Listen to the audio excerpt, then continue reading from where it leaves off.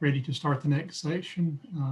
And David Jaworowitz, who's one of our very senior scientists at Cognigen Division of Simulations Plus, is going to give us a discussion about the development of a Pkpd model in a phase 2 setting. So go ahead, Dave. All right. Hello. Can you hear me and see my slide? Yes. Okay.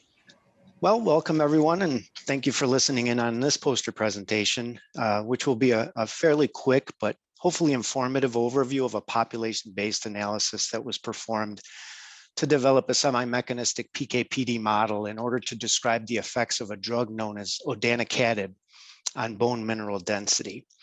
And Odanacatib, or what I'll refer to for simplicity as ODN, was being developed as a novel orally active drug to treat osteoporosis in postmenopausal women. And ODN acts to inhibit bone resorption through the inhibition of the Cathepsin K enzyme, which is the most abundant cysteine protease enzyme expressed in bone resorbing osteoclasts, and which is necessary for bone matrix degradation during the bone turnover process.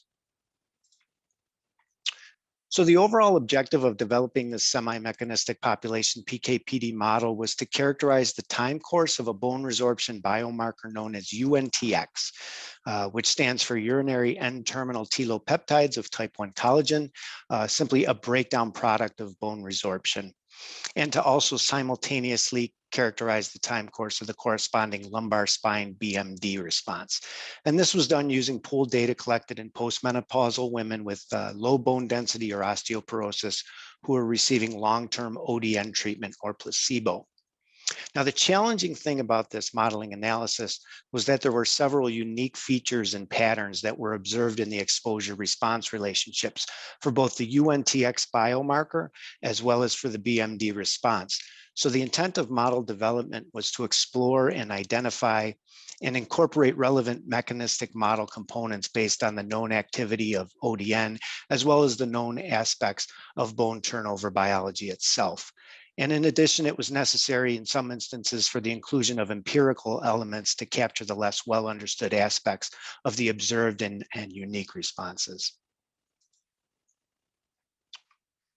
So the data that was used for modeling were collected from a total of 657 postmenopausal women with low bone density that were enrolled in 2 phase 2b trials. There was 1 global study and 1 Japanese study. And the dosing regimens included randomization to either placebo or one of 4 ODN dose levels, including 3 mg, 10 mg, 25 mg, and 50 mg, with everyone receiving once weekly treatment. In the 1 trial, the global trial, which explored all 4 of those ODN dose levels in addition to placebo, the patients received a consistent once weekly dose for 2 years. And then at the end of the 2 years, they were re-randomized to either receive placebo or to receive the highest 50 mg ODN dose. And then they were followed for an additional year. So this transition in the treatment regimen at that 2-year time point was very helpful for 2 main reasons. For those who switched to the 50 mg dose or even stayed on the 50 mg, if they were initially randomized to that dose, it allowed an assessment of long-term response to ODN and to see whether the effects were maintained or even enhanced when they switched from a lower dose to the higher 50 mg dose. But secondly, the transition from the active treatment to the placebo treatment was essential in understanding the resolution of ODN effects after cessation of the active therapy. And I'll elaborate a little more on that in the next slide. So during both studies, ODN plasma concentrations were collected in order to allow the development of a population PK model, and then the individual Bayesian PK parameters from that PK model were leveraged to predict the ODN exposures, and those ODN exposures were then used as a driving function in the Pkpd model to model the UNTX and the lumbar spine bone mineral density, which were collected periodically throughout each study. So on the left here, are plots of the mean UNTX response and the mean lumbar spine BMD response over time stratified by dosage regimen. So the UNTX is on the top here and the BMD is on the bottom. And these summary plots specifically focus on those regimens in which patients were re-randomized to the placebo treatment at that 2-year transition period, which is represented by the vertical dashed lines in both of the plots. And there were 5 key features in the observed data that we wanted to characterize, including some of which occurred during that placebo washout period after discontinuation of the ODN treatment. And I've tried to denote each one of these numerically and by color coding each one of them.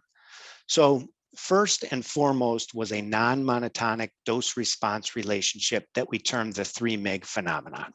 And as you can see, for the higher doses at 10 mg and above, there's a clear dose-response relationship. So for the biomarker, we want to see a reduction in UNTX with the active ODN treatment. So you can see in this plot where the blue line represents our placebo response, you can see that there's this progressive decline in the UNTX for the 10 mg, which is the black, the 25 mg, which is the green, and then the 50 mg, which is the gold. And we see this same type of behavior as a corresponding dose-dependent increase in the BMD. So down here at the bottom, we have our placebo represented by blue, and then you can see that progressive increase in the BMD for the 10 mg, the 25 mg, and the 50 mg. However, the thing that really stands out is that the 3 mg dose showed these contradictory responses against what we would expect. So namely, there's increases in the urinary NTX for the 3 mg dose over placebo. And then there's this corresponding decline in BMD below placebo for the long-term treatment with 3 mg. So the second feature in the data was this minor time-dependent upward drift in UNTX concentrations following that nadir, which was generally observed at the higher doses. And this was relatively consistent across the population and wasn't believed to be an artifact in the data. Number 3 here is this early yet transient so-called burst in the BMD shortly after the start of treatment. And this was not only seen with the active treatment, and you can sort of see it here, but it was also seen for the placebo treatment. And this was believed to be attributable to the concomitant calcium and vitamin D supplementation, which was administered to all patients at the start of both trials. And now the next 2 features occurred after discontinuation of ODN treatment. So number 4 here, this shows a very rapid and pronounced post-treatment rebound in UNTX following transition from active treatment to placebo. And the biomarker concentrations rebounded rather quickly with values going above the original baseline values. And corresponding this was a relatively quick or rapid decline in the BMD seen at higher doses, which is in excess of what is normally expected with typical bone turnover. And then lastly, represented by number 5, is the resolution of the UNTX response. So at the higher doses, there tended to be this considerably prolonged return of UNTX biomarker back to baseline levels after that large rebound. So these features were addressed through particular model components, one of which was the inclusion of 2 sites of ODN drug effects. One which described that inhibition of the bone resorption via the direct inhibition of the CAT-K enzyme, and the other which described inhibition of osteoclast turnover leading to increased osteoclast numbers. So this is the start of a schematic illustration of the key components incorporated into the model in order to address and describe those various behaviors. It's a little shifted down now, but we're gonna build upon it. So first I wanted to focus on the core structure of the model. We know that the source of CAT-K comes from the active osteoclasts, which are responsible for bone resorption. So resorption via the CAT-K gives rise to the production of your biomarker UNTX, which is modeled by this 0 order formation rate constant Kn, and then K out is simply represents the first order elimination of UNTX. And the production of UNTX representing bone resorption translates into a reduction in the bone mineral density. So changes in the UNTX equate to changes in this first order resorption rate constant Kres, which describes the loss or the reduction in BMD. So if we have higher UNTX due to higher rates of resorption, resorption, those result in higher rates of K-res and a resultant lower BMD. So if we layer the effects of ODN, the primary mechanism of action for ODN is the inhibition of the Cathepsin K enzyme, and this is represented by this lower red arrow. And we modeled this using an indirect response model in which the K-in formation rate of UNTX is inhibited by ODN according to this inhibitory sigmoid Emax function represented here. And it also was a function of the relative amount of active osteoclasts available for resorption. Now I'm using the same numbering system as in the previous slide, which indicated the various features in the data we wanted to address. And that primary feature represented by number 1 was that non-monotonic dose response relationship associated with the 3 mg dose. But simply modeling the direct inhibition of CAT-K alone wouldn't be able to describe that behavior. So there had to be something else that could contribute to the elevated resorption in the presence of low drug exposures.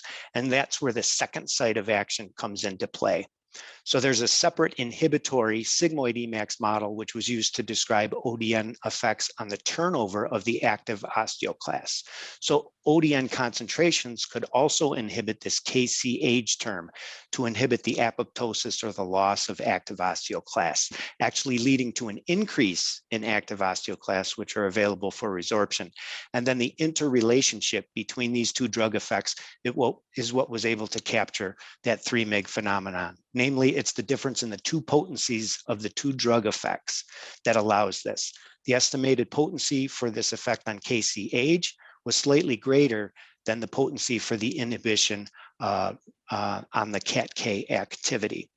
So for the 3 mg dose, what happens is we have drug concentrations falling in between this window defined by the two IC50s. Quick time check with it, about 3 minutes. Okay. So next I wanted to jump to the two features that we saw following the discontinuation of ODN dosing, namely the rapid and pronounced rebound in the UNTX above baseline levels, and then that slow resolution of effects at higher doses. In order to capture this, there had to be some mechanism by which removal of drug would actually produce enhanced bone resorption. So how we accomplished this was to incorporate this pool of inactive osteoclasts, or what we termed frustrated osteoclasts, that were not able to contribute to resorption. So there was this first order transfer into this inactive osteoclast pool.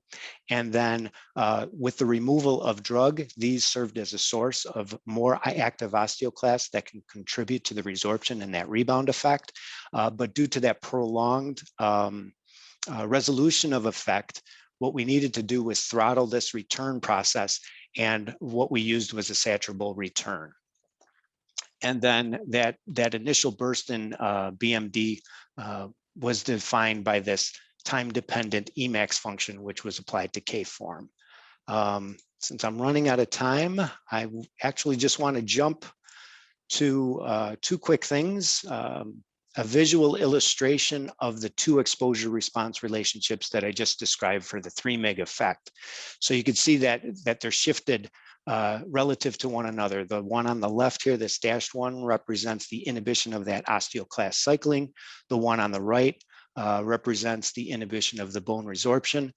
At the higher doses, you can see that the steady state concentrations reach the plateau of both of those exposure response relationships, but you can see that the distribution of the steady state concentrations for the 3 mg dose generally falls within that window between the two exposure response profiles.